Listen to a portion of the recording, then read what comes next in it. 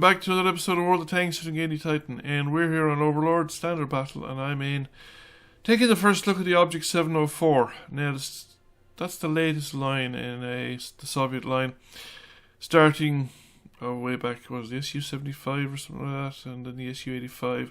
And from Su-85 on, it has relatively large caliber guns compared to the tier. And this is definitely the best, well,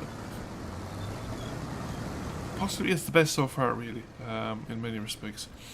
It's probably got the best gun handling since the Su-85, and it has a very large BL-10 cannon.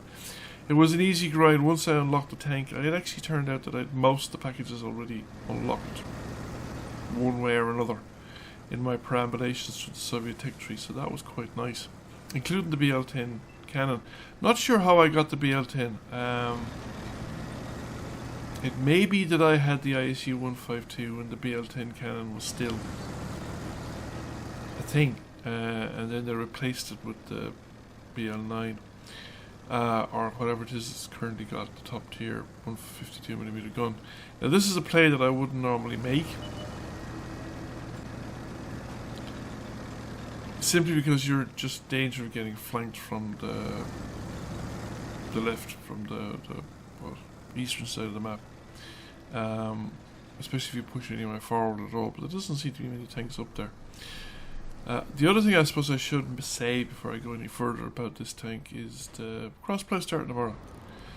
We get to play with the PlayStation people. Yay! Hopefully this will bring some changes to the game. Hopefully you get bigger maps and more soft cover, that all the bushes will provide actual real cover, and that kind of nonsense will stop.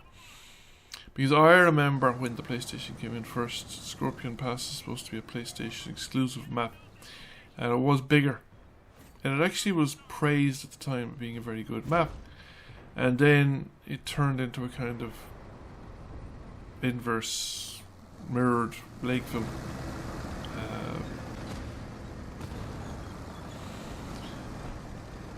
Although people have, what should we say, they're less likely now to go down the... This is interesting. This guy's decided he just didn't like the game and decided to commit suicide in the most interesting way possible, because he gave everyone a decent chance to have a shot at him first before he dove over the cliff. Anyway, to get back to the tank, you've got pretty good frontal armor. This tank will bounce quite a lot of shots and is pretty effective at it. Now, it's not guaranteed. There are weak spots. The lower front plate is weak, but it's well sloped, and the side armor is, as is usual in Soviet tank destroyers, is not very good. If people get you onto your side, they will put rounds through you easily enough. The sloping is to mostly at its best to the front, and then it's not so good on the sides. It is slow enough to turn. The traverse is slow enough in it so that you don't want to get into close quarter combat unsupported if you can possibly avoid it. Although you can get tempted to do so, because you see somebody in front of you and go, I can one-shot him. But then you get a low roll and he survives, and then he gets around you and you're dead. Because once somebody's around you, they're pretty much around you, and that's it. You're not getting it back. And you don't have the armor. A bit like the Diamondback that I mentioned earlier, except you've got a much more impressive gun. This is a big, scary gun, and it will scare people. 990. You don't get those often. It tends to roll low more than high, in my experience. Although I have gotten the 1055. I think it's the best result I got so far in this gun. Now, we're dominating the centre of the field, and we're just going to clean up here. This guy, I don't know, I mean, yeah, why? Could he not have pulled back? Could he not have just stood his ground, hoped that we missed, finish me off? No, anyway. Decision making, some people sometimes. Get a nice shot into the E75. It's no matter of question, can we finish him off? Oh, Freedom or Patriot or whatever it is has fluffed it. And the E75, he fluffed his shot. Now, we're kind of tricky here. I could one-shot him if I hit him properly. If I penetrate at all, he'll be dead. He'll one-shot me, no problem. He just whiffs even high explosives at this stage from the 128cm gun. Now he's taking a shot from behind, and I think he's turned. So I'm going to push forward. If he's turned, I will get him. Although, you know, if he hadn't backed up against the rock,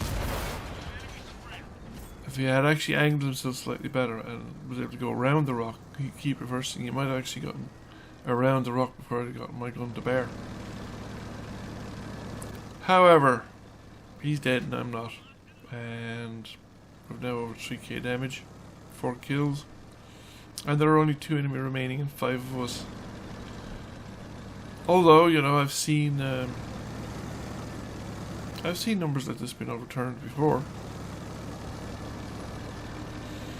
So let's go up and see what's remaining. It's the most important thing. There's 2 tank destroyers. Jeez.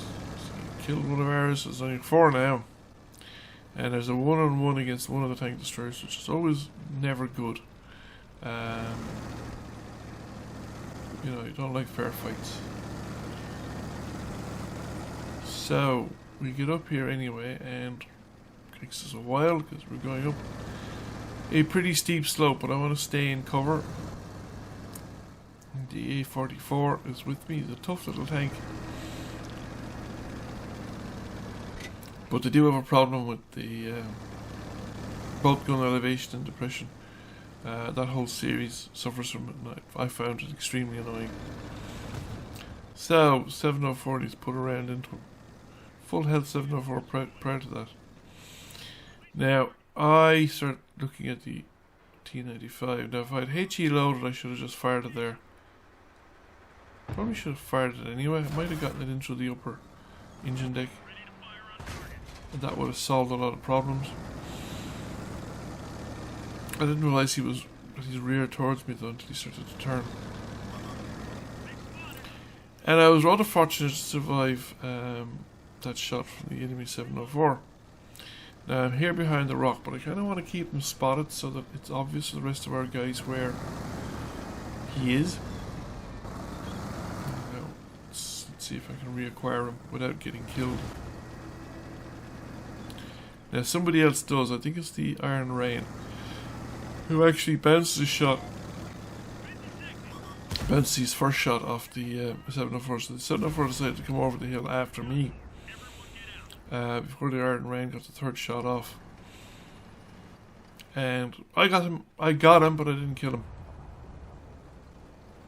However, he's whiffed his shot on the A44, but the A44 was blocked by the rock, so he was unable to circle tight.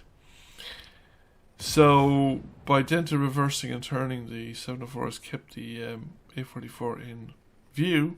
However, the A44 will get his third reload in and managed to finish him off. So we've got the game. So what did I finish up?